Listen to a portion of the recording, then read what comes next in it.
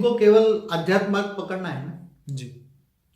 तो गीता ज्ञान पकड़ना चाहिए। गीता सर्वशास्त्र शिरोमणि है ना, बिल्कुल। सर्वशास्त्र शिरोमणि है। और गीता का ज्ञान किसने दिया?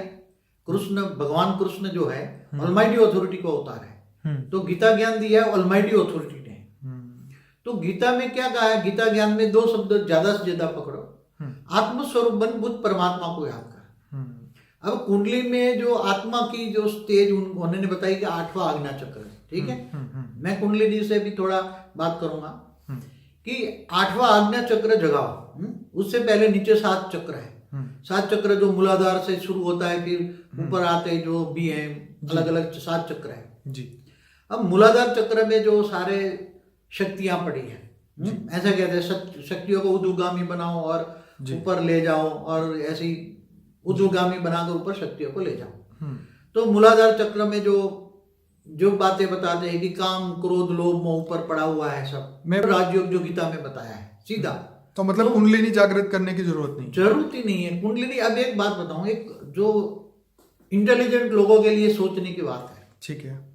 आत्मा है ना, शरीर को चलाता है ना, ठीक है। हाँ बिल्कुल। आत्मा शरीर को चलाता है कि कुंडलिनी शरीर को चलाता है? आत्मा चलाती है। कौन चलाता है? आत्मा। तो आत्मा की शक्ति कुंडलिनी में जाएगी ना। बिल्कुल। आत्मा की सारी, आत्मा जब शरीर को चलाता है, हाँ, तुम कौन हो पहले जानो कि मैं एक आत्मा हूं। ये तो सब जानते हैं, रूह को, सोल, ये सब सभी धर्म वाले मानते हैं ना आत्मा। बिल्कुल। तो आत्मा को जानो, पहले अपने आप को जानो। तो तुम कौन हो? आत्मा हो। और आत्मा कहाँ रहती है? मैंने हर वीडियो में बोला है जी। आत्मा हमारी भ्रुकुटी के बीच में, हमारा जो मस्तिष्क है, जहां हम तिलक करते हैं उसके बैक साइड में, और इसके पीछे, मतलब माइंड के सेंटर पॉइंट में, ठीक है, आत्मा रहती है। ठीक है। और आत्मा क्या है? आत्मा अजर अमर अविनाशी। आत्मा शरीर बदलती है, ठीक है। आत्मा जन्म मरण के चक्र में आती रहती है, ठीक है। अब जन्म मरण के चक्र में ना आए आत्मा, आत्मा का मोक्ष हो जाए, इसलिए बेचारे ऋषि मुनि कई युगांतर तक तपस्या करते रहते हैं। अलग अलग ये भी कहते, जागरण करने का अलग अलग मकसद होता है इनका। कई तो सिद्धि के लिए करते हैं, ज्यादातर तो सिद्धि पाने के लिए करते हैं, जी। रिद्धि सिद्धि पाने के लिए कुंडलिनी जागरण करते हैं।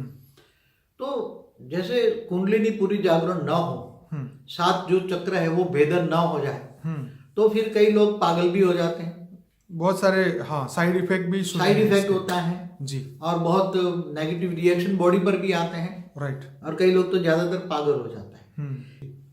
तो सीधा साधा गीता में भगवान ने बताया कि तू आत्मस्वरूप बन, मुझ परमात्मा को याद कर, तो मैं तेरे सारे विकर्म विनाश कर दूंगा, अंत में तुम्हें परम पद ले जाऊंगा। ठीक है।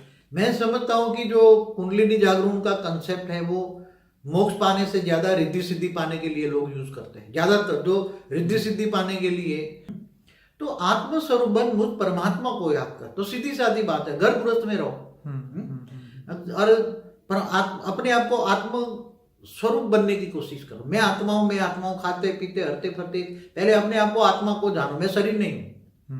शरीर तो एक साधन है, आत्मा का काम करने का एक साधन है। क्या है? आत्मा का काम करने का साधन है। शरीर तो एक वस्त्र है, साधन है। तो ये आत्मा शरीर को चला रही है।